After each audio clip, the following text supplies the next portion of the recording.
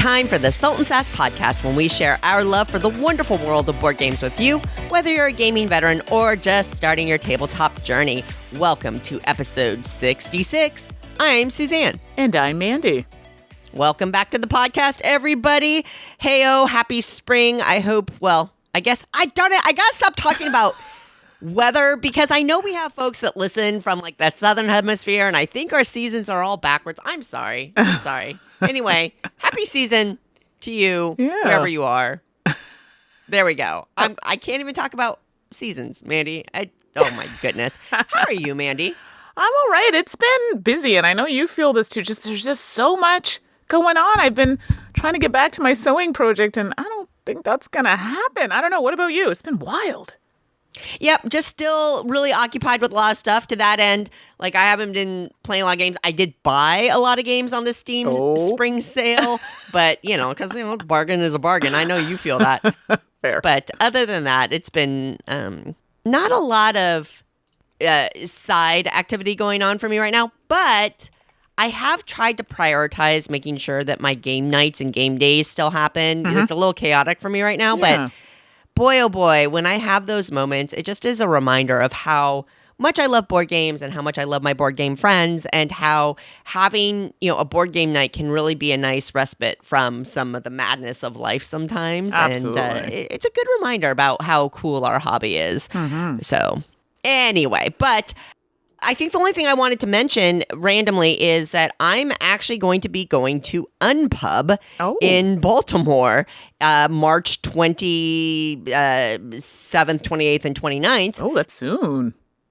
Yeah. So Unpub had been, asked if I would be interested in coming out. And I said, hey, I'm not a game designer. I mean, I love what Unpub does. Sure. And I support it 100%, but I don't design games, and I don't that's just not what I do. And they said, don't worry about it. We've had folks like Kwanchai Moria out as a guest before, and it really is about what you have to offer in the industry overall. Mm-hmm. So I'm going out. I'm going to be talking about crowdfunding, because I have some experience and expertise in that. Absolutely. I'm going to be talking about making games inclusive and how that works out. And then I'm just going to be there to play test games and things like that. And it's one of the reasons I've always loved Unpub, is that you get to see the hits from, 2 years from now, 3 years from now, the big games that we're going to be talking about as the new hotness. Yeah. I get to see the early bits of them in advance. You get to see the fledgling, the seeds of the great games that are going to come out in years. And I think that that's super fun. So, heyo, if you're going to be at Unpub, say hi. I'm there. If you think there's anything that I might know that would help you in your game's journey, I'm here I'm going to be there as a resource for you. And Mandi, next episode, I'll come back with Tales from Unpub. I have never been to the main Unpub event. I've been to the Unpub rooms at conventions, but I've never been to the Unpub. So I'm pretty excited. That's really cool. Yeah, I can't wait to hear more about it. And funny that you're talking about Unpub, and this is not just, mulling the idea. The reason why I'm thinking about it is because you mentioned that. And Stephanie, who does work on the channel, Solo RPGs, and, both you and I love solo RPGs, we're dabbling into potentially, making one of those. So this is, I want to hear all the things when you go to Unpub. Maybe it'll give us some, ideas.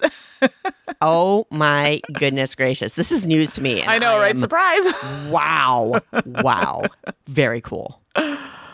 Oh, goodness. Well, you're going to Unpub, and I just came back with Stephanie from a convention here in Canada, and that's Breakout Con, and that's in Toronto. And it's not, I used to go more often, but, you travel a lot, and you got to pick and choose one to go to. And I won't get into details here, but Steph and I are going to recount a little bit of our experience, and, of course, talking about all the games and RPGs we played and purchased. But it won't be, you'll let us know if those are things you're interested in, or, hey, just hearing about the experience. So won't get into details about that now. But, stay tuned for the rest of the episode to hear that. Did you play any games at all, Suze? I mean, I've been playing board games, but video games-wise, I honestly don't have anything interesting to report. Okay, I'll keep this real snappy, because I didn't fully play some of these, but I wanted to. I'll start off with a video, and then we're going to end with an RPG. So, Chats of Sinar. This has been on my Nintendo Switch forever, and then it's on Game Pass. And I was like, you know what? I got a few minutes. Let me give this a go. Oh, it's fun. It's a puzzle game. It's weird at first. I was like, I don't really know what's going on. Like, I'm going through some doors and opening doors. Okay. But it's a game where there's no verbalization. Like, there's no one. They're making noises, but they're not really talking. And they'll kind of point at things or give you directions. And it's up to you. In order to figure out the puzzle, you need to know what they're saying. So you'll like open your book and they'll show the person that was trying to talk to you and they'll be pointing and there'll be symbols associated to these things. So like there'll be like a lever with these symbols, but based on the conversation, and I say conversation, more the noises that you had with this person, you have to try and figure out what those symbols might mean. So for example, I had one that was pull the lever or over there, you know what I mean? Or you do this, but you have to do it based on that kind of noise conversation that you're having with the person in order to get the puzzles sorted out. It sounds really weird now that I'm explaining it, but it's actually quite fun. And I like the fact that it's not super, well, I guess it is language dependent, that you have to type in the words what you think it is, but I'm hoping that's something you could change based on the language you speak. So I think this is developed by Rundisk and published by Focus Entertainment. It's on Steam, it's on Switch, it's on console. Anyway, it gets very good reviews, and I could see why. Really big into that. So that's Chance of Sinar. Haven't fully played it through yet, but I just thought it was one worth mentioning. The next video game quickly I'm going to mention is Split Fiction. So if you've played It Takes Two or No Way Out, and I've played both of those. Yeah. I don't know if you've played any of those, Suzanne. I've played It Takes Two, yeah. Okay, it's the same publisher that's doing this one. Okay. So same designer, and it's fun. So I posted a video on socials. I know it's super silly and stupid, but you turn into a pig at one point, and I was farting rainbows in order to jump farther. It sounds weird, but it's actually... Mandi. Yeah, so the premise quickly, the story, you end up... your ideas, like you're both like writers, and you end up in ideas that you've written at some point in your life, and there are two characters. Like, so sometimes you end up in one of the writer's stories and sometimes you end up in another, and they're both like where are you coming up with these ideas? So anyway, that's kind of the general gist, but you play in the different worlds and it kind of flips back and forth, but it's a split screen kind of game. You can play online, you can play, I believe, couch co-op, and it's really fun. So if you played any of the previous games, I really think you would like this one. We're having a blast with it. We're going to be streaming it actually on the channel, my friend Brian and I, every Sunday night at 7 p.m. Eastern. So if you want to just check it out, pop in, say hi.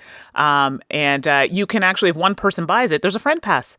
So let's say you and I want to play, Suze, we could play. Nice. And yeah, you just use the friend pass. So you don't have to buy the game. So okay. I thought that was really nice. So those are the two video games that I kind of been poking around with and avowed, but y'all know I've been playing that. And last thing, RPG. So Stephanie, Emma, Joe, and myself will be doing Yazeba's Bed and Breakfast March 29th on our Twitch channel. Cool. Yeah. Oh my goodness. I'm so excited. It's been sitting on my shelf for a while. I know everyone's really excited to do this one. Stephanie's going to be leading, so directing this RPG. And yeah, so I got lots of work to do this week to get that all done. So if you like RPGs, you want to check out a nice cozy one, Yazeba's Bed and Breakfast on our Twitch channel, Salt and Sass Games, March 29th at 7 p.m. Eastern. There you go. I love it. Love it. Well, that is going to be, I'm super excited to see you all play Yazeba's Bed and Breakfast. I love that game just as an object, just as a book. Yes. I've been skimming through it. I haven't played it, but I backed like all in on that one because it's just so compelling. Did you do all in? Did you get I didn't get the like fancy coins and stuff. Oh, I didn't get the fancy coins, but I did get like the hardback. Okay, me too. Printed version of it because and the stickers? You just need to do that kind of thing. I did get the stickers too. Okay, sorry. Not a problem. Alrighty, let's get to the rest of the podcast. I think we're going to skip crowdfunding this week for a few reasons. And Mandi, we're going to listen to you and Stephanie talk about Breakout Con and RPGs later on in the episode. I think before Game Pie, eh? Absolutely. But in the meantime, let's be talking about all these great games we've been playing.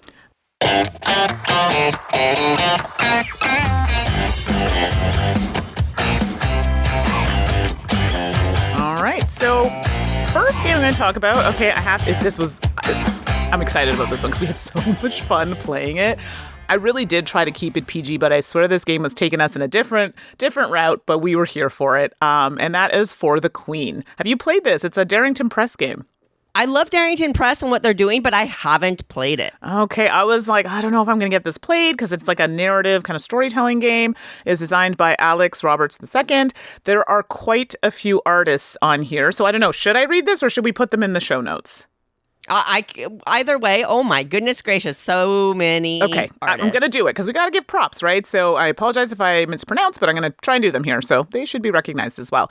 Stephanie Baum, Constance Buchert, Claudia Bulantova, Elisa Sella, Lauren Covarrubias, Arle Dormiendo, Caleb Hosala, Denise Jones, Shell Khan, Joyce Morera, Megan Penley, and Elena Zhukova.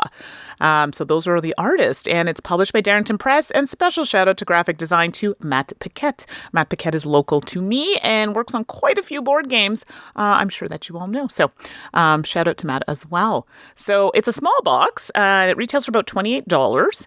And in the game, this is how it's described. The land you live in has been at war for as long as any of you have been alive. The queen has decided to take a journey and has chosen you and only you to be in her retinue and accompany her on this journey. And she chose you because she knows that you love her. That is how it's described on the site. It is all cards in this game. And in the game, if you've played RPGs, it has an X card, which is, if some topic's not comfortable for someone, hey, let's move away from that. There are prompts, questions on the card. And everybody... the deck has it's a fairly thick stack, but there's also a card that goes in and you can kind of decide where you want to put it. And that's kind of where the game is going to end. You're going to wrap up. And it says about an hour or so. Our game seemed about that. You could make it a little bit longer depending where you put the card in the stack. But there are prompts that they'll ask you a question. And then you respond to it based on, the character that you've potentially developed. You do get to pick a queen that you want to kind of focus around, and that does make the story because the art is so different. And I did have some kind of promotional art as well, some of the cards that I received, but that really plays into the type of story you're going to take. So they qualify this game as a card-based story building game, and I think it plays up to 5. I do think this is one you could play. Actually, I didn't put that there. I don't actually know if you can play solo. I think you can, but it would warrant as a game that you could play solo, like a journaling kind of thing. And so you choose the queen, like I said, from the selection that you have, and you use the prompt cards to guide you through the story. And it could be love, betrayal, whatever you want to make it. And I have to tell you, some of these questions, I'm like, maybe my mind was there. I don't know. It just definitely was leading us down a really interesting path. I was trying to be very good. And we all had a good time with it. We had a mix of people who had played RPGs, who hadn't played, had played a little bit. And if you didn't want to answer something, you could just pass. And the next person could potentially answer the question. There was no pressure. And I got to tell you, I really, really, really enjoyed it. This is a great convention game. It's also a great game for different levels of experience in RPGs. The prompts are really straightforward, and I like the focus on you. Yes, you're talking about the queen, but it's your experience with the queen. You don't necessarily need to remember everybody else's. That's the biggest issue sometimes, or challenge that I have with RPGs. My memory's terrible. I got to write things down so I don't forget important things in the story. This one really allows you to guide your character and progress your character with the queen, and you can pull in little bits of other people as well. But it was really just nice for us to... I played with people that I didn't really know that well. And by the end of it, we were laughing, having a great time. Like, this is so good. We just really liked it. And then the final decision they ask you in the game, about what, are you going to stay with the queen, kill the queen, whatever the case may be. And it was interesting how our responses were all the same. We decided to save the queen, but I don't know. It was interesting because we actually felt some ways toward the queen. Yeah, maybe she wasn't the nicest person, but we were still trying to find the good, even in the traumatic experiences around it. I don't know. I don't know if that said a lot about us, our characters, the game. I don't know. So overall, for me, sure. I thought it was great art, really fun, great for new and seasoned RPG players. Really, really enjoyed it. So if you just want to get a little taste of the RPGs and try it with a group and quick play for the queen, strong. Really liked this game. All right. That carries a lot of weight for me. I love Darrington Press, but, again, it's one of those things that's like you can only get so many games and have so many games and play so many games. And I kind of read the overview of it and I was like, well, maybe it's not for me, but the way you kind of went into it, you would like this. And I'm sorry, I don't know if I said the cost. It's 28 Canadian dollars. So it really isn't even that expensive. Oh, gosh. Wow. Yeah. All righty. Well, thank you for that. Yeah, my pleasure. All right. Well, I'm going to be talking about ranking stuff, which we hate doing. Right? That's why we have Game Pod. We don't like ranking things. But tier lists are all the hotness. You see them everywhere. I've seen them on, like, I follow this YouTube food channel, and they rank all the food at Burger King or whatever. And I see it in the community, ranking their favorite unmatched characters. You just see it everywhere. Right. And it's that standard block of, like, down the left side, there's squares in color, S tier, the highest tier, and then A, B, C, and D, right? And, lower, lower, lower. And then people rank whatever group of things that they want to accordingly, S tier being best and D tier being, not great. And then some people can't just be limited to that, and they have E, F, G, all that kind of whatever. All right. Somebody made a game of it, Mandy. Oh, Top Tier. Top Tier is a party game designed by Amar Zomba, Dom Korzecki, and Taylor Otsuji, and it's published by Indie Boards and Cards. And in the box, you're going to get cards that that say the S, A, B, C, A, B, C, D, and you're going to line those up on the table. You get a fairly thick stack of category cards, and then you're going to get some dry erase materials. And what's going to happen is the tier wizard draws a category card but keeps it secret. So maybe who would be, one of the ones we had was who would be the best to lead a fantasy realm. Right. That kind of thing. So it's all tons of different, who would be best at this? Who would be worst at this? Who would you count on to do that? That kind of thing, right? Then there are 8 dry erase cards. Every other player works together. They're chatting it up, and they get to write whatever names that they want on one per card. As those names are revealed, then the wizard secretly writes their rank on their little secret dry erase board. And then at the end, when all 8 names are out on the table, then the wizard puts markers next to each of the letters to say, oh, I ranked 2 in the A tier, I ranked 3 in the D tier, and I ranked 1 in the S tier, that kind of thing. Then, after that, the category is revealed. So people write names without knowing the category, which is an interesting thing. Then players, knowing what the category is and knowing the names that they wrote, will then sort the cards accordingly based on what they think the tier wizard would have ranked them at. Then the tier wizard reveals their card, you line up, and for everyone you get correct, you get points, and the goal is to get 8 out of 8 points. Boom. And you play until you're tired of the game. I mean, the score doesn't really matter. You're not going to get it's not competitive, it's cooperative, that kind of thing. You're just trying to get good points. Yay, good points. It's chill, and it's easy to teach. You throw it down. It fits very well in that kind of general category of party games that we've seen some other examples of. I mean, I've definitely seen other party games that rank. I think Flat River Group puts out one that I really liked a couple of years ago, that kind of thing. And Top Tier does a good job of emulating that. I think the first reaction I had to it was like, my kids would love this one. Right. And my daughter was actually around. My 16-year-old daughter was watching us play one round, and she was like, oh, that's totally something I would play with my friends. Which is, look, folks, for her to say that, that's a thing. That's a thing and a half. So there you go. It was interesting that you had to write the names at all, and it was interesting that you had to write the names without knowing the category. Right. And I have mixed feelings on that. I kind of wish, part of me wishes that they had a deck of cards that came with the game that just had random names. Yeah. Smurfette and, I don't know, and whatever. I can't even, George Washington and things like that. Because it was sometimes we were kind of sitting there sometimes going, oh, like, what name this? What name that? And maybe that bogged it down a little bit. On the other hand, I can totally see why they didn't. One, cost, like adding a huge deck of name cards, and they can get dated pretty quick, and how do you pick and blah blah blah. So I kind of get that. They did include a sheet of paper with a variety of name examples in different categories. It was kind of interesting, like they had Avatar: The Last Airbender and all this other stuff names. So they do provide suggestions in some ways that you can write down if you get totally stuck. And the other side of it is, it was kind of fun because then you can write any name. So yeah, any deck of cards would have to be pretty ubiquitous in terms of what names you have to be recognizable. Whereas when we're writing names like Mandy Hutchinson, or we're writing names like Beth Sobel. Sure. We're writing names like our personal friends. Like at one round we said your mom because we were talking about the Tier Wizard's mom, and so on the other hand, it is fun to provide your own names on that front. Arguably, if you're a teenager, you could maybe veer into a little bullying at the table, but it is what it is. All right.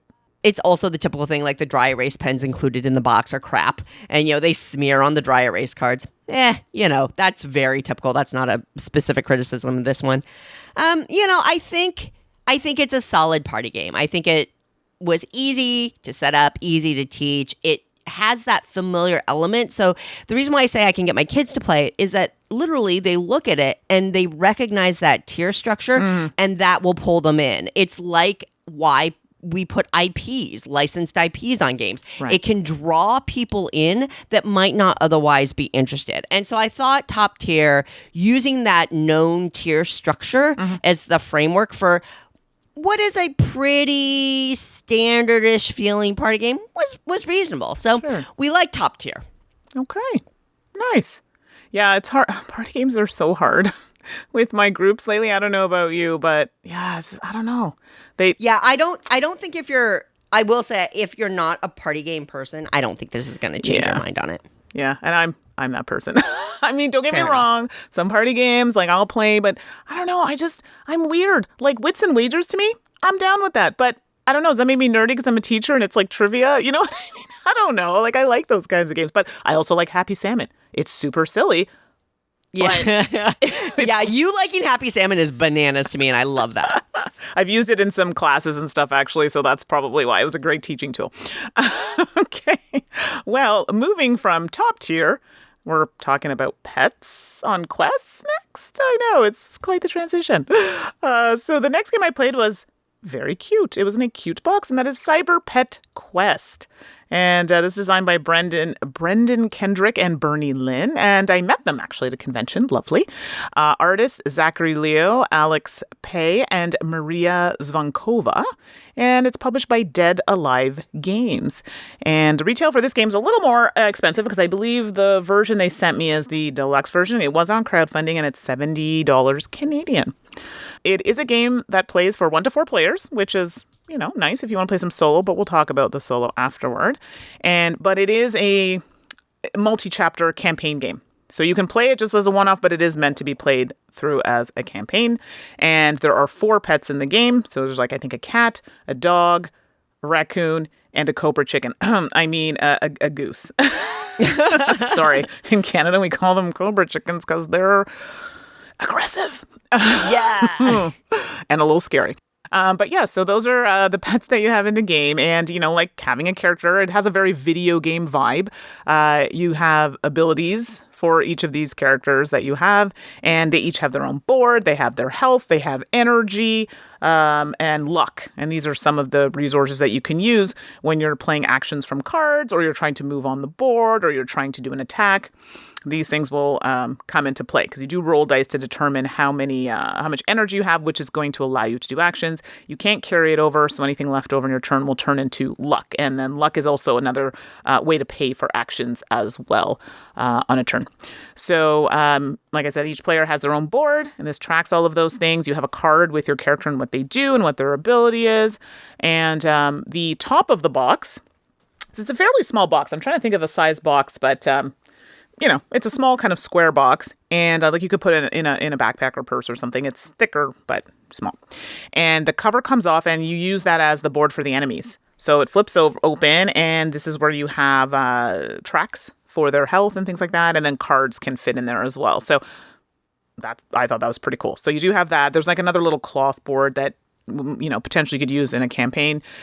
I'm trying to think what else we have. Oh, yes, and we have obviously the people that you're trying to take out. So the enemy figures, and there's a board that comes out. And again, it's just they have cards for boards. So they're not quite, maybe a little bigger than tarot size. And that's going to make the different locations. And there's a whole bunch of those. And they have spaces for you to move. And then you have the cards are like that Takanoko size. What size is that card? Not tarot. No, they're the tarot size are slightly bigger are for the locations, and then the small cards, I don't remember what the size. Sorry, like just mini cards or that's whatever. Okay, but they're mini. Yeah, they're small because it's a small box, right? Those are all of the abilities and things like that you can get, items, events that happen. They're all that size. So those are cards that are going to be available, and you'll get increasingly more of those as the campaigns continue. And it literally is just trying to take them out or reaching whatever objective it is for that particular scenario or part of the campaign. And if you pass, great, you go to the next thing. If not, they recommend you try it again. And you can play on different levels. So, like a video game, story mode, easy mode, normal and hard mode, they have those options. So potentially more health or more conditions to make it more challenging for you to defeat the baddies. That's a general gist of the game. So it's pretty straightforward, but it does definitely have a video game vibe to it. Even the title, I thought it was a video game, Cyber Pet Quest. I'm like, is this a video game? But even the way you save it and that sort of thing. So it definitely has that vibe. So the game ends really, you can just play one-offs or until you get through the campaign. So I didn't go through the entire campaign. I'll be very transparent, but we did play a few games to get a good sense of the game.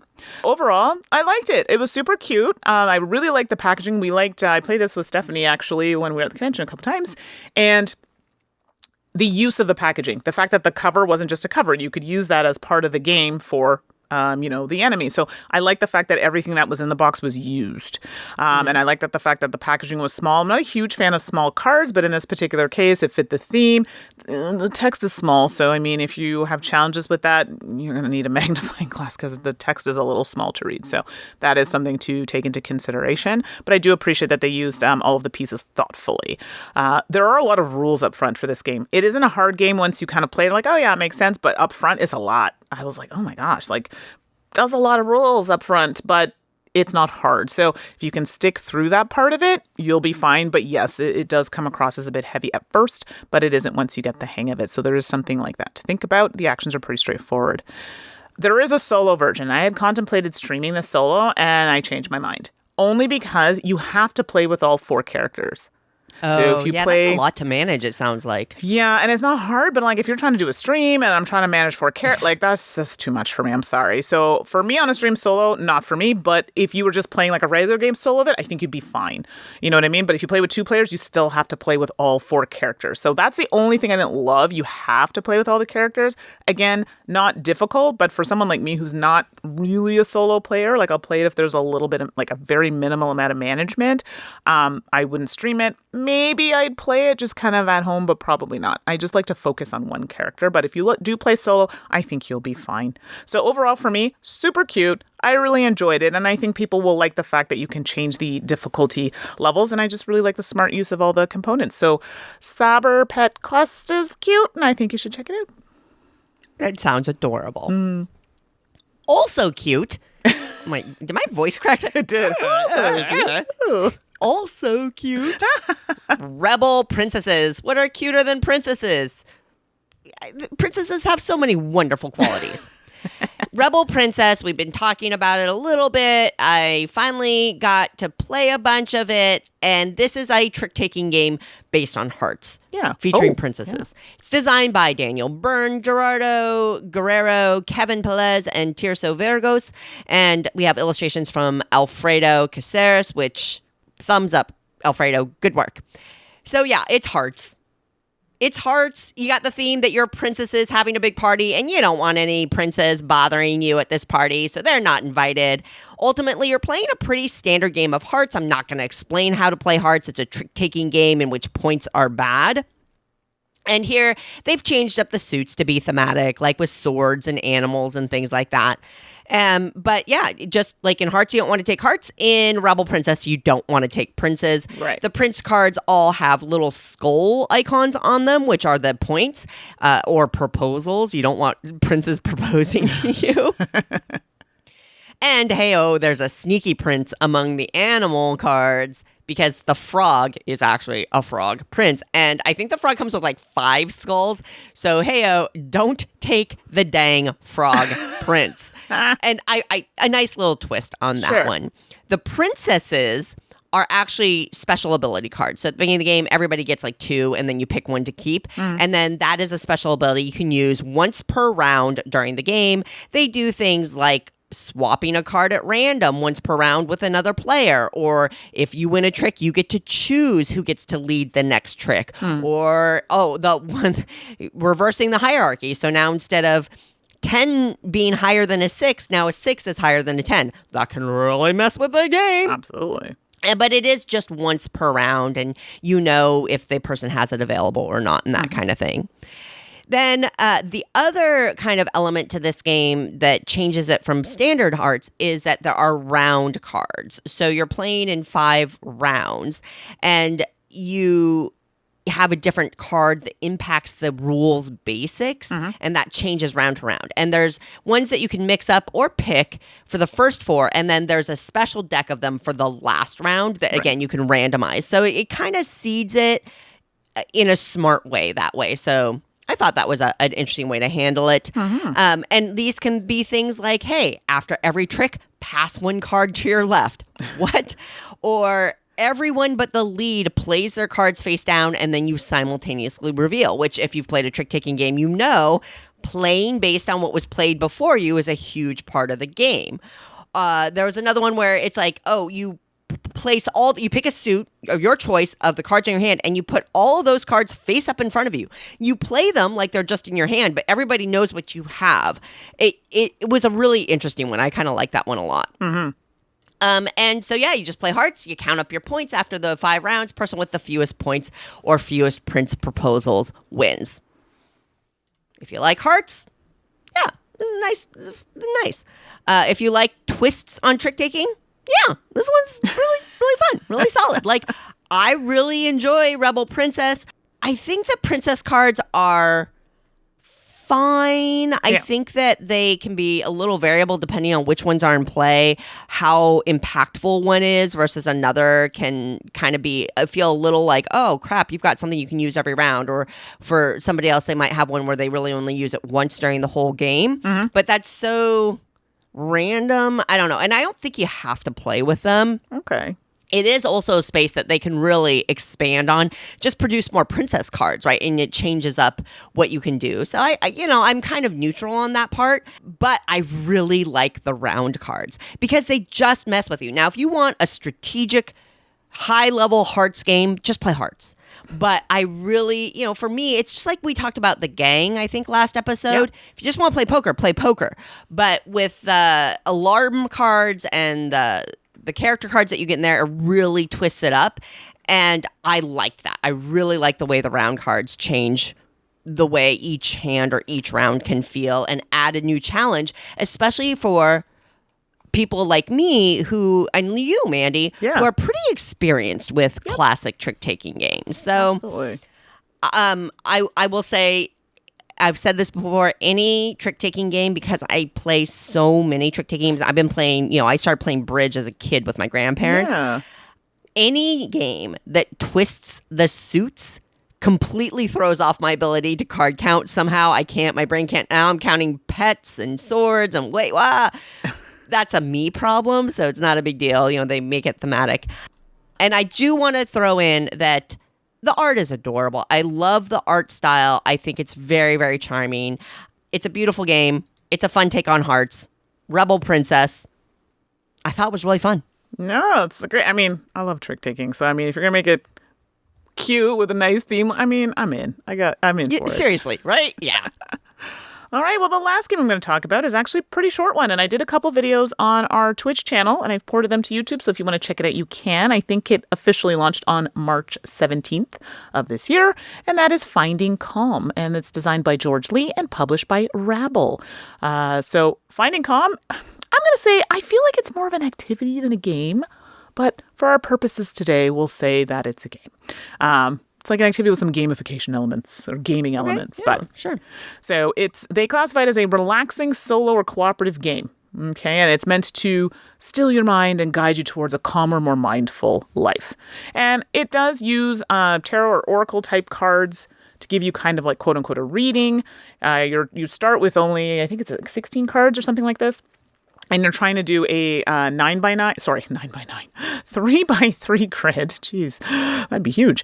And the goal of the game is to have only one card face up by the end, but you want to try and fill in all the spots. So fill in your 3x3 grid with one card face up.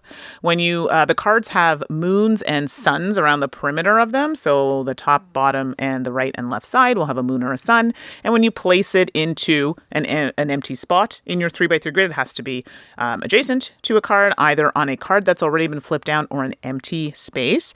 If there's a sun on the card, like on the card you're putting, and there's a card to the right of that, it will flip that card, whether it's flipped up or flipped down. That's where you get into the kind of like game part of it. And moons do nothing. So if you place it and there are moons on the card and there are cards beside that moon, they don't flip. But if it's a sun and there are suns, other cards beside where you've placed the card, you're going to flip the card. So this can make your display kind of flip back and forth, right? Between having lots of face up, not, and so forth. So you can have empty spaces, but they do count as face-up cards at the end. And then from there, even if you have multiple cards, you just kind of pick one that speaks to you, and then they have a page that you can do like a reading, what that means, where it sits in your 3x3 grid, whether it's in the top row, middle row, bottom row, and then you just read whatever it says for that row, for that card, and, take with it what you will. So you can do a little reflection on it, and it's been wildly accurate for me. And I've been doing them on stream, and wildly accurate for people on stream when I've been asking them to kind of play with me. The game part of it is if you want to move to get the next set of cards, or tier 1, for example, you need to have 6 face down cards in your display. Then you would open the next envelope, and there are more cards. I think it's 4 cards, and then they have abilities now on these cards. And then you would shuffle these into the deck, play at another time. They'd say try to do maybe only 1 game a day. So maybe the next day try it again. And then you will need to have 7 face down cards. And then you'll get to tier 2 and you'll get even more cards and so forth. I think there are 3 tiers, maybe 4. And then that would kind of end the game. But you can still keep the deck and play with it as you will. I'll be honest with you, I really like this. I mean, the art on these cards, fabulous. It has some gold trimming on it. The art is really inclusive. Like, it's like nice, diverse art. I don't know. Some Oracle decks or cards have just a really nice vibe to them, and I'm here for it. And this one definitely was giving good vibes. So on stream, everyone really, really appreciated the art, and I liked the art as well. Is it a game? Is it an activity? I feel it's more of an activity. People will probably disagree with me, but I don't think it's a bad thing. They do try to add some kind of game elements, but you could also use this. This is great for like reflection activities, or just, maybe you're writing a journal. Like, I feel like it just branches out into so many other opportunities. Does it really matter? As long as you're getting what you need from it, I don't think it really matters how you want to classify it. And I think we're drawn to certain cards. That's like when you do a reading and, like, oh, that was so accurate. It's because you're drawn to that card and there's something that resonates in your life on that card. So that's probably why a lot of that, when you read it, oh, that's totally in line with what's going on right now. There's something about that card that calls to you. Yes, I am that person. So finding calm, again, I think more of an activity than a game, but guess what? It's an activity that I thoroughly enjoyed, and I'm happy to continue playing it. So I really liked it. Wow, that sounds... I mean, I'm looking at pictures of it, and it does look beautiful. Yeah, the cards are very nice. Love it. All right, last game of the episode, fishing. We're going to go fishing. Design, of course, it's an F game, so... Could it be? It's a Friedman and Freeze game. Friedman Freeze, of course, really well known for naming all of their games with an F. We have illustrations by Maren Rache, and it's published by 2F Spiele, which is Friedman Freeze's publishing arm. Plays 3 to 5. It is a trick-taking game, so it's just a little card box with the word fishing. Got a little boat on it. I like the illustrations in this game, actually, a lot. I thought it was a charming-looking game. Love it. You're going to play a fairly standard trick-taking game. Again, I don't want to teach trick-taking game rules on a podcast. I think it's I think trick-taking is one of the hardest game styles to teach in a rule book, because there's so much of it just feels innate, inherent, and if you didn't get taught it in person as a kid, it can be really, really hard to teach even experienced gamers how to do trick-taking and kind of the standards there. So I don't want to get into all that. It's trick-taking. Basically, play a fairly standard thing, following suit, things like that. And at the end of the round, every card that you take in a trick is a point. Yay, points. Points are good. Unlike Rebel Princess, where points are bad, in fishing, points are good. You've got 2 little cards, one with a boat and then one with like a little fisher person drawn on it. Cute, cute, cute. When you take with like a net, you're going to put that on there. And then you count up your cards. Then you go to the next round, and there's 8 rounds. And you will shuffle up the cards you took in the trick and draw them as your hand for the next round. Right. So the cards that you take in tricks become your hand in the next round. Interesting. But hey, what if I need 10 cards and I only took 2 tricks? So I only have I only have 8 cards. What do I do? Well, there's the ocean deck, which is a big pile of cards that you fill your hand with. So if I only have 8 cards, I draw 2 from the ocean deck. And Mandy, those cards get bananas because you have a very standard set of cards in your hand at the beginning of the game. The cards in the ocean deck have higher values, have special abilities, have triumph suit cards in it. Oh my gosh, it gets nuts. So then you play again. Again, tricks you take, points in card, shuffle them up.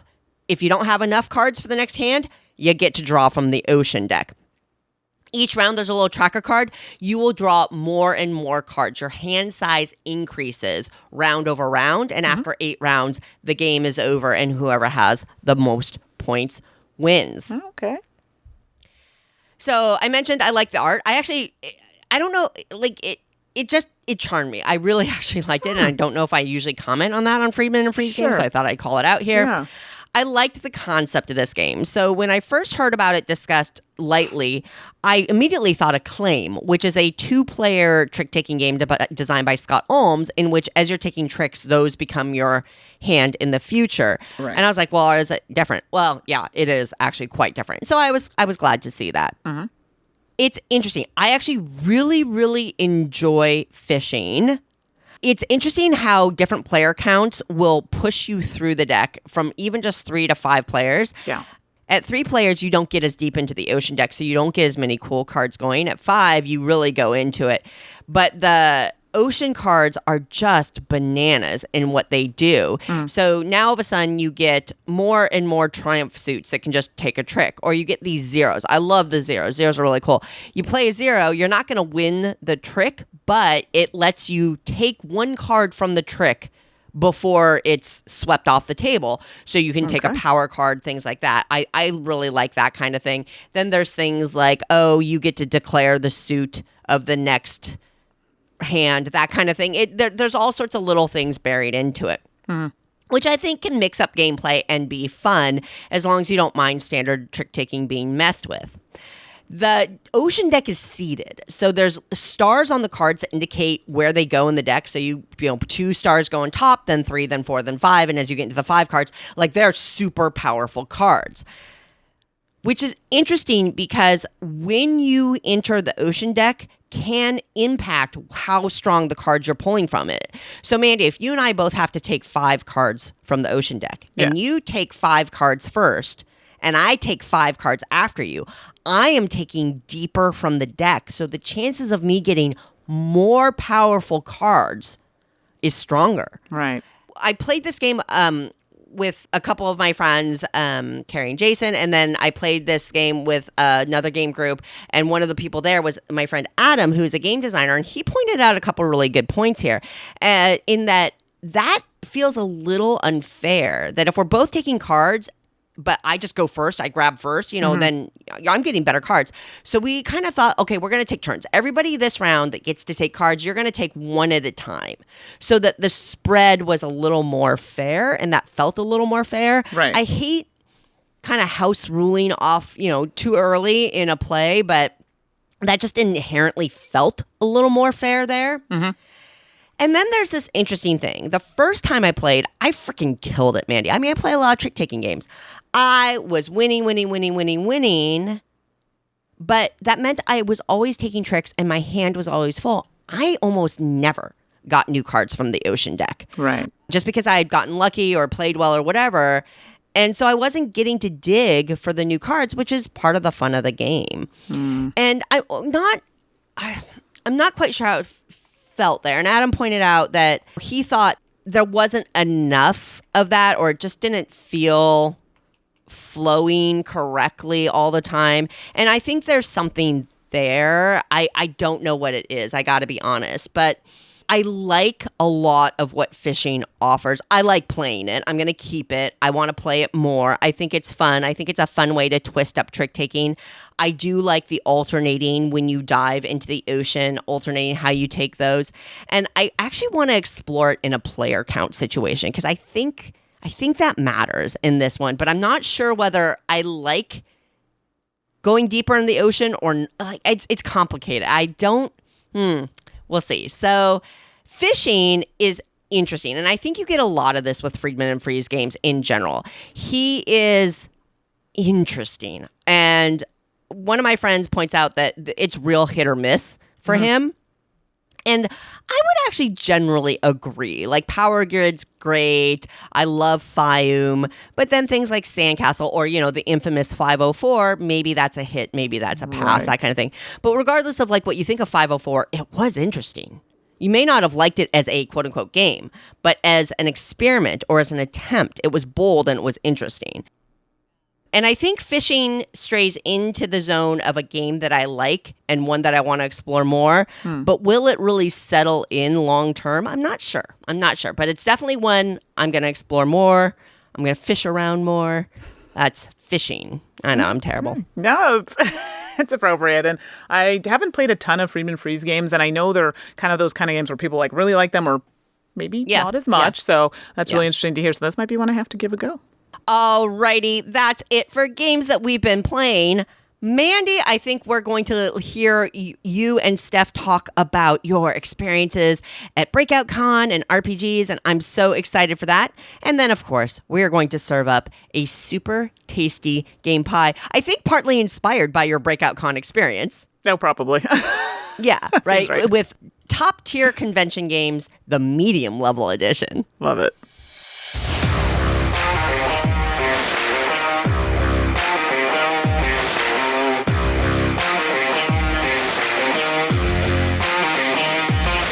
Hey everybody, it's Mandi here, and I am at a Breakout Con in Toronto, Ontario, Canada. Yes, Canada, with my friend Stephanie. Hello. Hi. So, Stephanie, some of you may know, does solo RPGs on the channel. So, Stephanie, you want to introduce yourself a little bit? Hi, my name is Stephanie. I do solo RPGs on the channel. I'm not used to being only a voice. I don't know, what else am I supposed to say? No, that's good. I just, for those who don't know, so now they can check out your stuff on YouTube if they really want to. So there you go. This last day, we wanted to give everyone a little preview of what we've been doing. So we've been playing lots of games. I'm not here on work. Stephanie's not here on work. And for those who don't know, Stephanie, what do you do on the channel? Oh, yes. So I don't know why I would be at a convention because there's people here, but generally speaking, I do solo RPGs. So I'm here scouting out the vendor zones for solo RPGs. I'm just kidding. I'm also really, really enjoying the board games with Mandi and friends. Yes, no, which is great. So I'm happy to have Stephanie here because, we just buy all the RPGs that we don't need. But that's okay because then I get to talk about them. Stephanie gets to do videos on them. I resent the fact that she's saying we don't need these. I think we were A, exceedingly reasonable, and B, they were very much needed. Okay, fair enough. So let's jump in because for those who are in the, Canada and the eastern provinces, it might be a little closer for you. I mean, doesn't mean you can't come if you're from other places. But we try to focus on some of the local conventions because we talk about, Gen Con and some of the bigger ones in the United States. But hey, Canada's where we live and we want to showcase some of the big ones we have here. So what have we been doing, Steph? What's standing out to you right now? Well, okay. I think mostly we've been playing. Oh my God, have we ever been playing? We've been playing a lot. And this is the thing about this convention, in my opinion. It's very much a playing convention. And it's great. I think the people have been friendly. We met a new friend yesterday, Natasha. She just kind of walked by the table, saw we were playing Final Girls. Like, that sounds cool. Can I play? Exactly. Hi, Natasha. Awesome. Oh, yes. Hi, if you're listening. Maybe. I don't know. But it was really cool playing with you yesterday. Absolutely. Tons of fun. We had a lot of fun. So that's one thing about these conventions. People, for the most part, really friendly. Really nice to just have people jump into a game and, you make new friends. So I think that's awesome. And then I get to see some people that I don't normally get to see.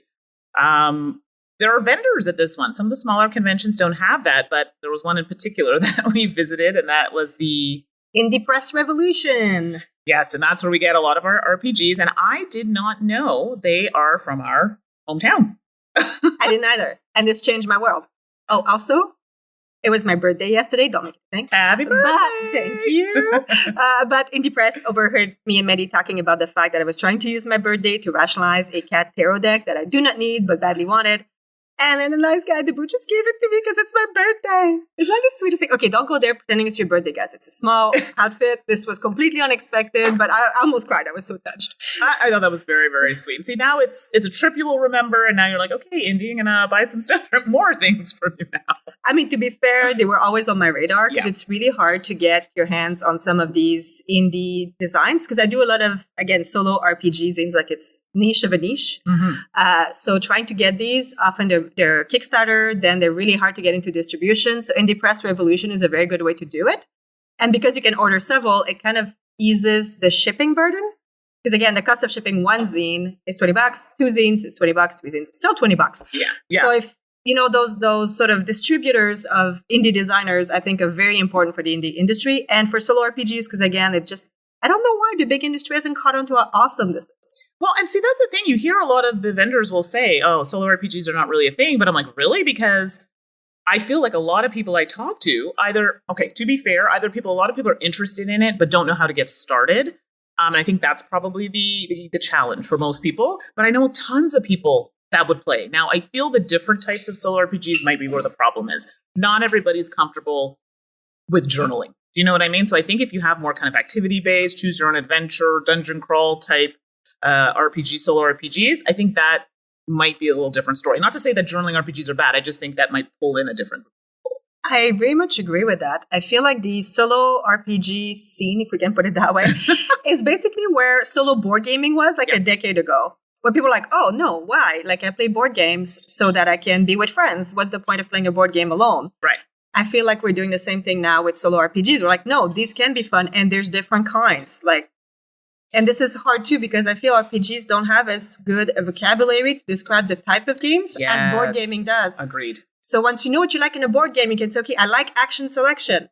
I like confrontation, or I don't. Right. Even if you want to go with a broader umbrella of Euro versus not, it's harder in the RPG zone because I feel we haven't defined that as well yet. Absolutely. So, and you just heard me describe it. Action, adventure, dungeon, I don't know what to call it because it kind of falls into a few things. So yeah, no, I think you're right. Versus journaling, it's like, okay, that's pretty straightforward. Even then, actually, there are a few things. Narrative, journaling, yeah. So I 100% agree. So we picked up a few good ones. We won't go into too much details, but so I picked up Shiver.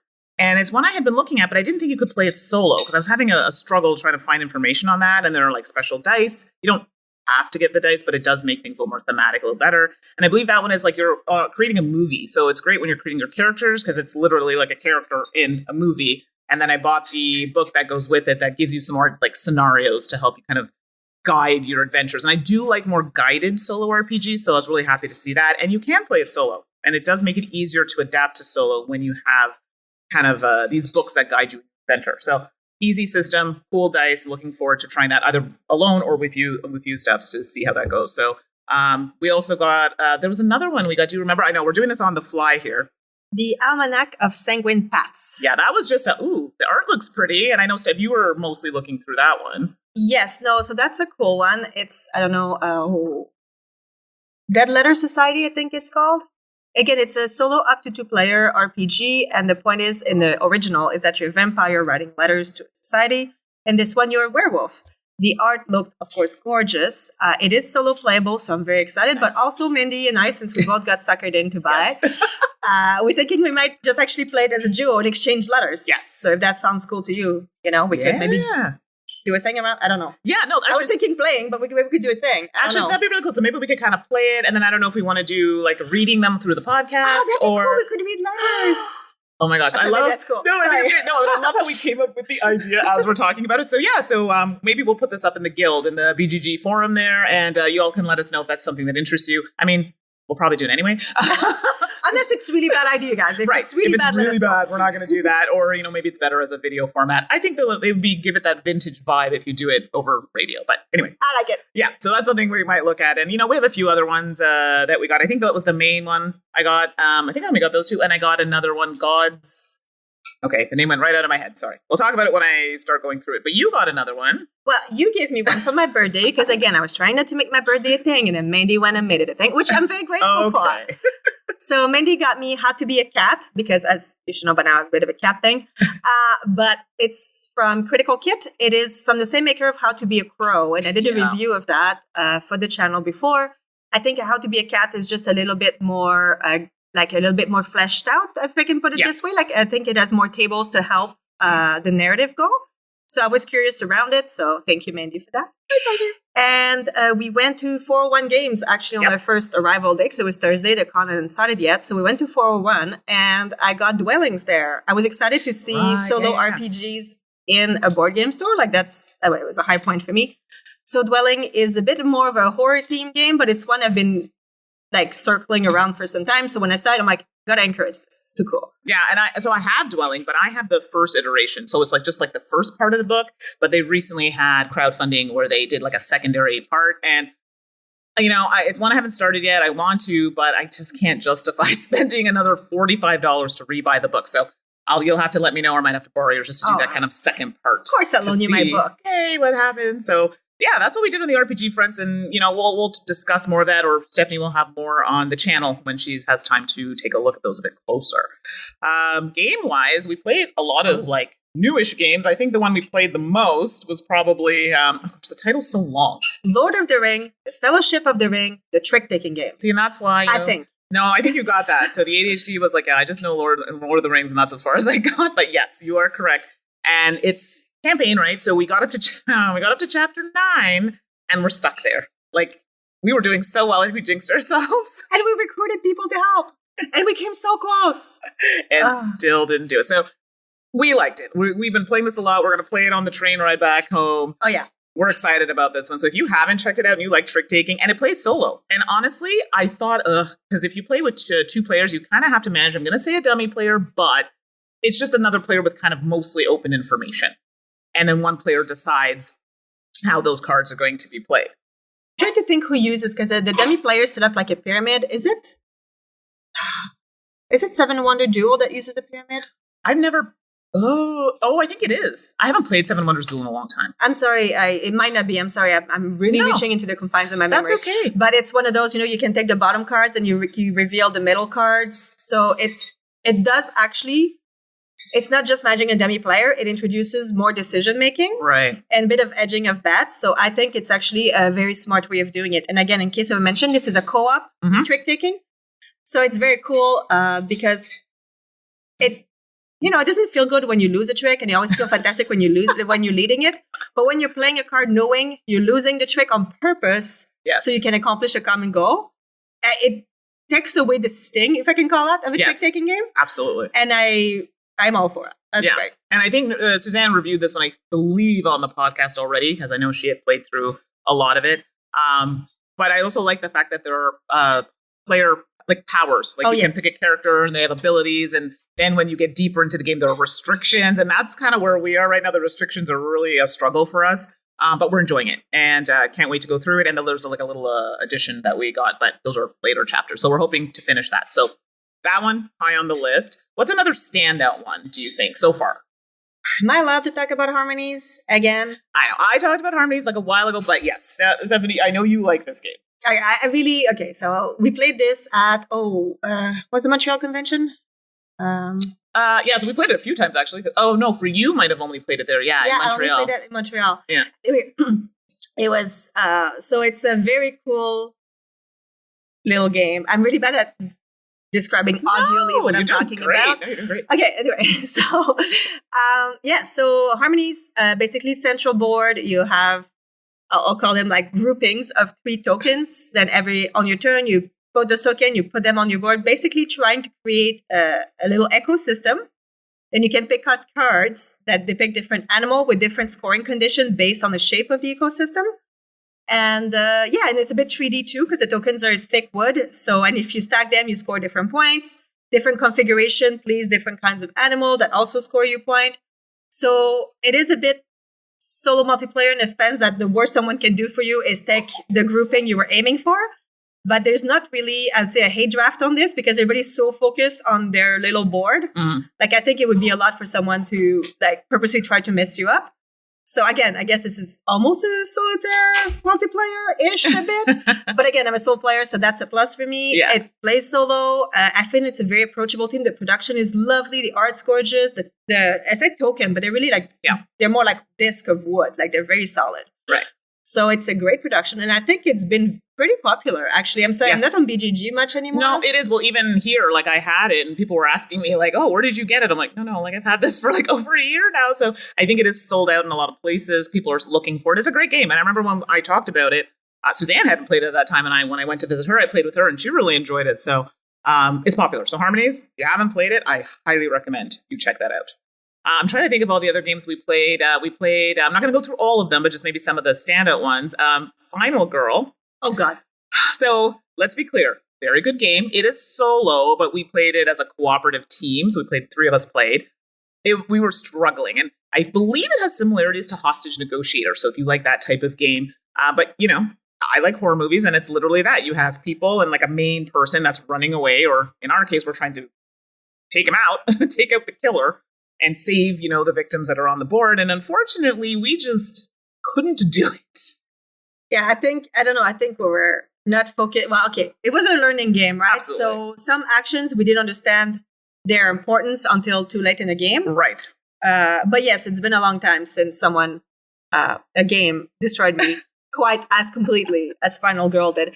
So if you like easy breezy solo, not the thing, but if you want a good solo challenge, easy to set up, easy to take down, beautiful production, fun theme if you're into the horror genre. It is, even if you're not in the way, it's almost comically stereotypical that it's not, it's so stereotypical that it's not scary anymore, if I can put it that way. It's like, so as someone who really enjoys horror, like I just, going back to like Halloween, which a lot of people know, or any of these movies when, the killer's coming after you, they're like doing that slow walk. Like, you're like, how are they ever going to catch these people? So it's almost like the game. He starts at a very slow pace of walking and the attack is very like quote unquote light. And as things ramp up, it gets faster and faster. And I'm like, yeah, so I feel like he's not actually getting faster in like speed.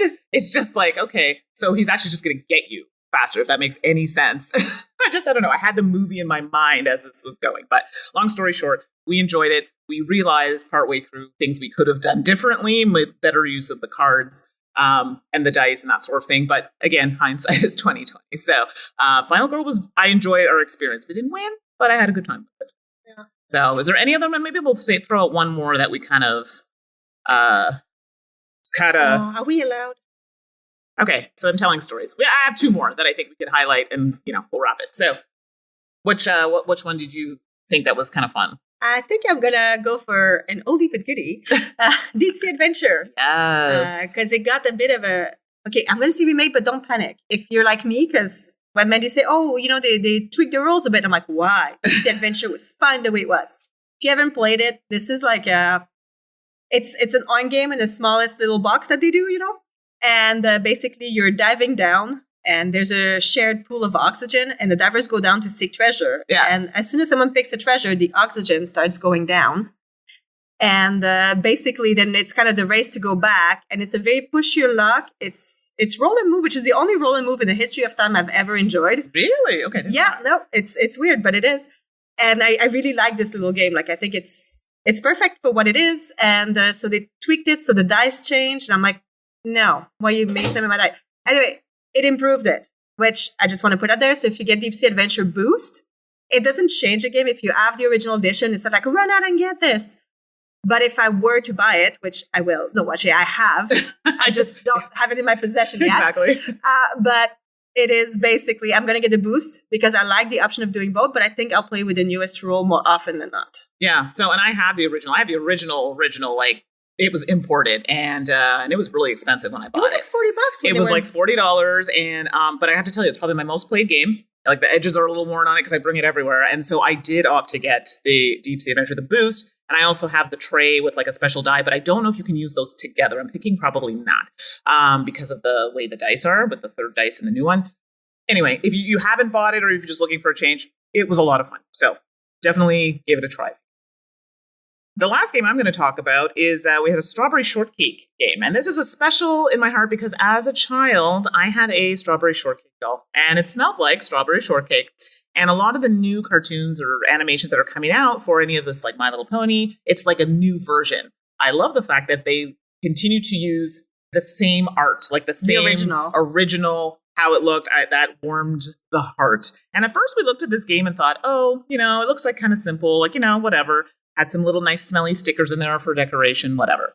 Oh, no, I think it's also nostalgia. This is a smell. That it's true, because it literally brought me back to, well, fortunately, my mother washed my strawberry shortcake and her head popped off, and I think it cried about it for days.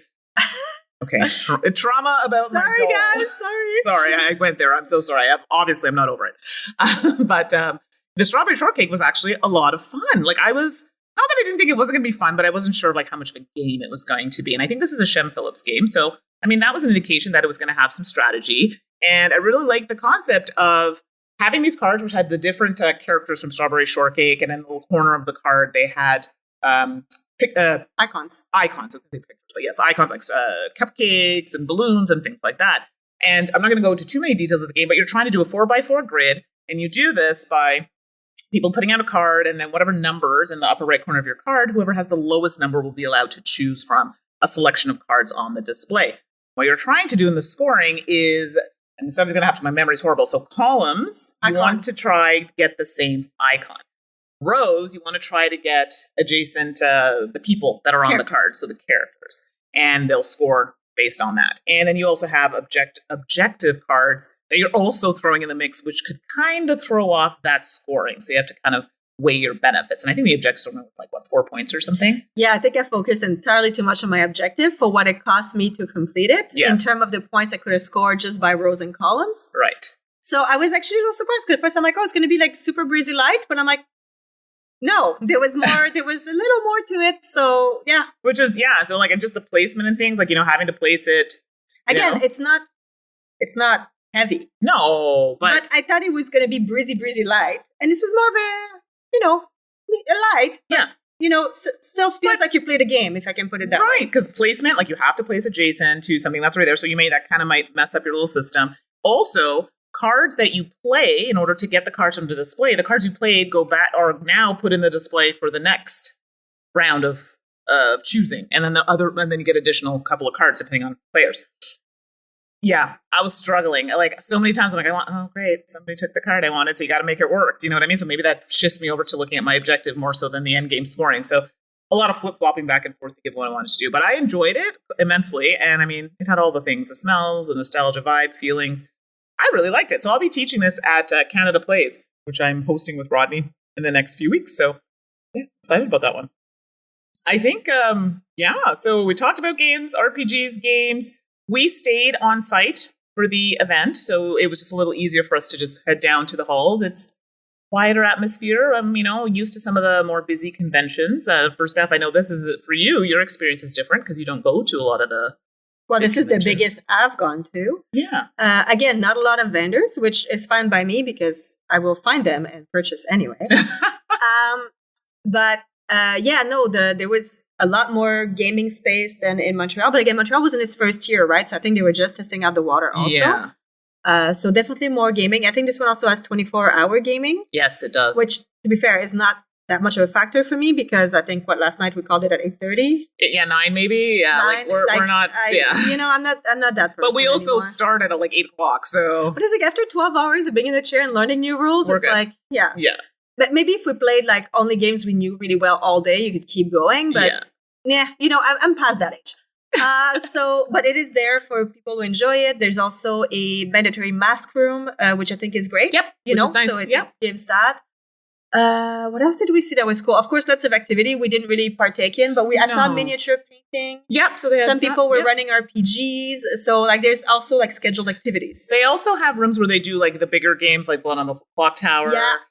They also have another room where like game designers or budding game designers. It's another room where they have people can share their ideas or just learn a little bit more about game design, show off some of their designs. There are panels. I have a few friends who are on the panel. So normally I'm invited to do some of these panels. But this year I was like, I'm not working, just visiting. So I did not partake, but a lot of my friends did. So I know they went well from what I had heard. And food around here, I mean, it's pretty good. I mean, it was very easy and accessible to get food. You can just... Toronto. Yeah, Toronto has a large variety of choices for food and things like that. And there are amenities that are very close. There's a mall there. So it's in a good spot. And we basically, Mandi, with her extreme convention experience, thought to me about, how about we just DoorDash to the lobby? And I'm like, oh my God. So then you have all of the takeout of Toronto available to you. Yes, kudos to the very delicious dumplings we had yesterday. Oh, yeah. Those are pretty good, actually. Great dumplings, burrito, and the first night we had, Thai food. We had Thai. So yes, so lots of great options. So overall, I think it was a really good experience. Would we do it again? I think we're going to say no, and it's not because it was bad in any way. This is a very costly venture, even though we live close. Yeah. You know, you got to pay for a hotel, and Toronto is not exactly the cheapest city to visit. And it's at a time where I know for myself, I have other things that I have to pay for and I have to do. So in that respect, I think this is one great, happy to have attended. But for me personally, cost-wise, I don't think it's something I can do every year. Yeah, I mean, probably not either. I just wanted to go. I mean, again, it's my second convention. Obviously, conventions aren't. I'm still a gamer, they're not part of my usual gaming experience, but this is very cool. I think I might go back to Montreal first because it's closest, cheapest, also closer to, my place of birth. So, not intimidated by the French or anything. Of course. But yeah. But oh my God, so fun. And I look forward to what we're going to play today. Yeah, so that's it. So we're going to sign off because I think we've talked long enough about this, but hopefully it helps you make some decisions you want to attend. I think you totally should if you're looking for maybe something that if you're local, like in Canada, that's a little smaller, but still getting that vibe of like a bigger convention. This might be the one for you. So thanks, Steph. And before we actually sign off, Stephanie, if you don't know, cover solo RPGs on the channel, Salt and Sass Games on YouTube. So, and joins on the occasional live stream that we have. And I think we're looking to do, I don't want to set an exact date, but the next few weeks we're looking to do a video on Yaziba's Bed and Breakfast, so an RPG. So exciting. Yeah, so check that out. All right, everybody. See you later. Bye.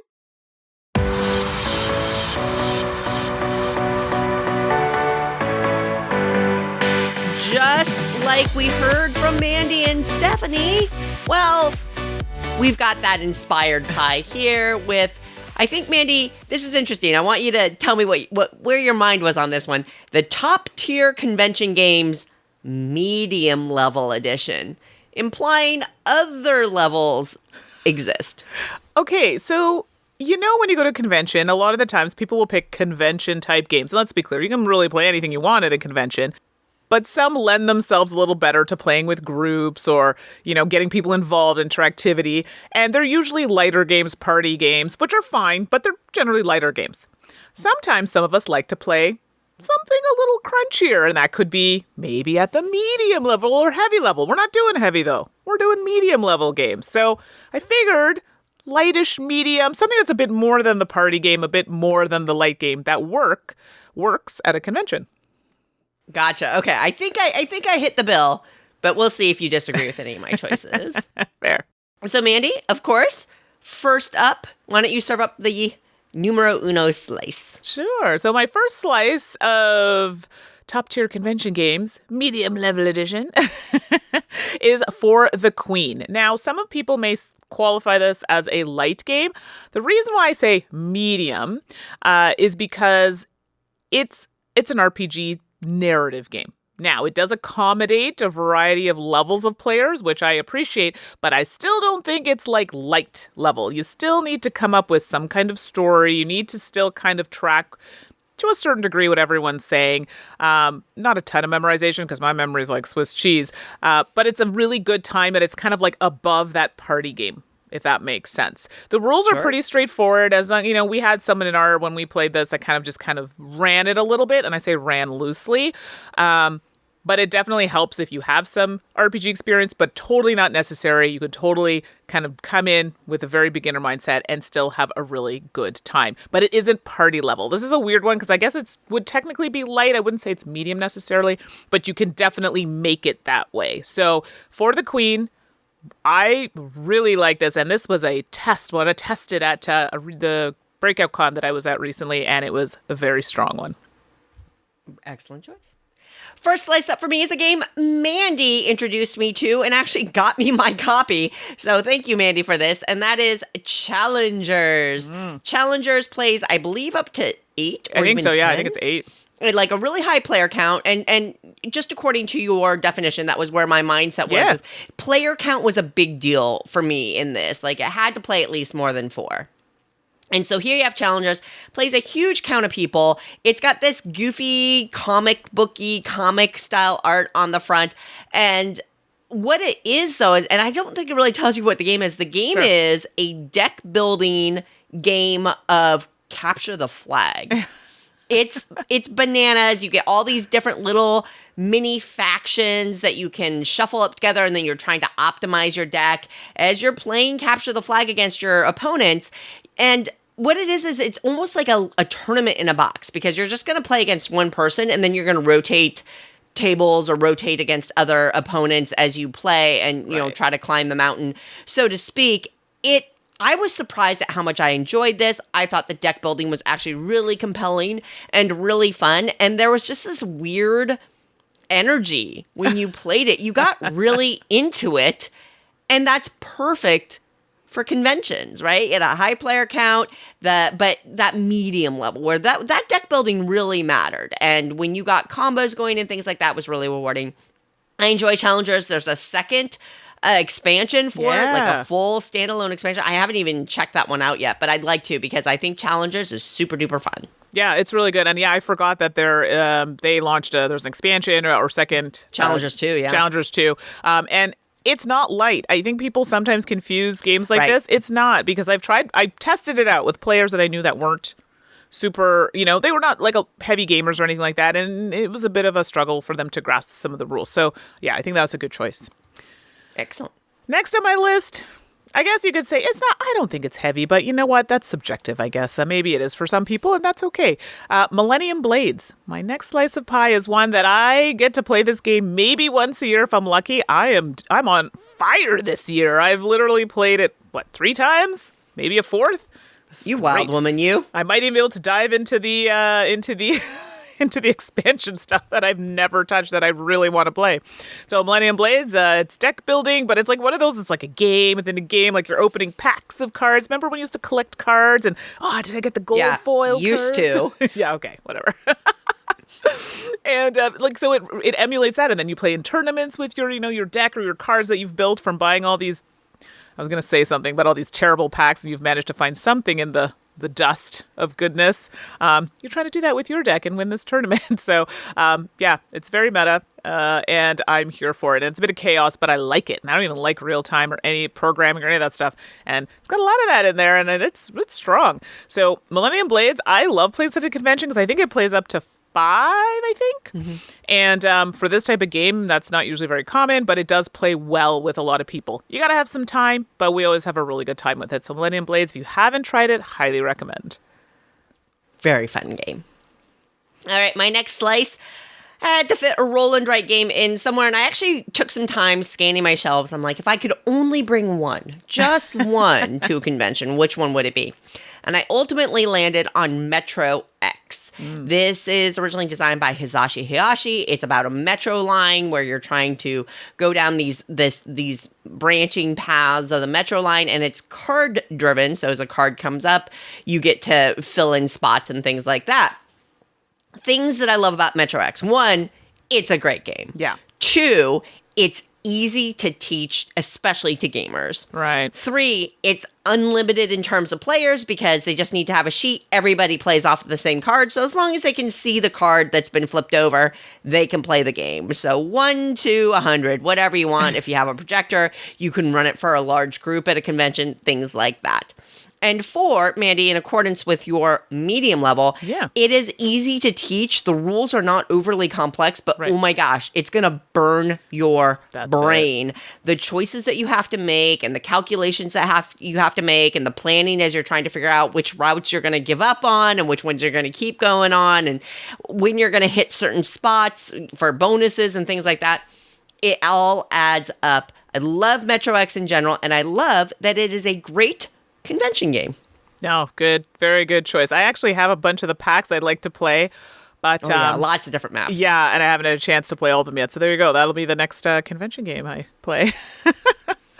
Next slice of pie for me is Tesseract.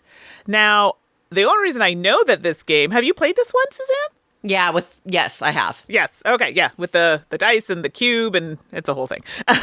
But so It's got great table presence, that's for sure. It really does. It's colorful. It has a little lazy Susan thing where you put dice that are in a cube, and you're using these dice on another part of the board to, enact some actions. You're trying to fill in a certain board with these dice, and they're different colored dice, different numbers of dice, and you have actions that are going to help you kind of manipulate that in order to finish the board without, I think without getting all the dice off. Like, I think you have to do it before you finish all the dice off of the little Susan. It's been a while since I've played it, but I'm pretty sure that's what one of the end game conditions is. The only reason why I know that this game works well at a convention is because we had it at a local convention that I used to work with, and it was one that was demoed and did very well. It is cooperative, which helps. Now, it does have a lower player count, but it definitely is one that has a little bit going on. That's why I kind of say medium level, but it does help having that cooperative vibe so that it makes it easier. You can talk amongst yourself and figure things out together. So if you haven't played Tesseract, it's really good. And I really liked the way it played, at a convention. Cool. Alrighty, next up for me is Splitto. Splitto is a card game. Again, it plays up to 8, I believe, so it's got that great player count range. You're going to get cards that you're just drafting around the table, and you are working with both people on either side of you. So Metro X is largely multiplayer solitaire, whereas Splitto has a nice degree of player interaction, but not the direct conflict player interaction, because you are partnering with the person on your right and with the person on your left. As you're drafting cards, you're going to choose a card to play on either side of you, and that card you share with the person on that side of you. Ultimately, what you're going to be doing is you're going to be scoring, you're going to get 2 scores, and your highest score is your best score, and then the person with the highest total score wins. Right. Because what you're doing is you're drafting both scoring cards and cards that fulfill that scoring option. So, for example, maybe you have to have at least one green, red, and pink card. Or maybe you have to have the most number 2s around the table, that kind of thing. So you're drafting, you're picking out, you're figuring out which side you want to do. You're kibitzing a little bit with your partners on either side, but ultimately you're in it for yourself. Yeah. So there's a little bit of light negotiation, a little bit of calculation. You're looking around at other people's tableaus and what they're doing. I like the interactivity. Again, I like that it's really easy to teach. It's really portable. It's just a card game. So quick setup, quick put away, high player count, relatively quick. But again, those choices, the player interaction, the calculation, it's great. I love Splitto, and I love it for a convention.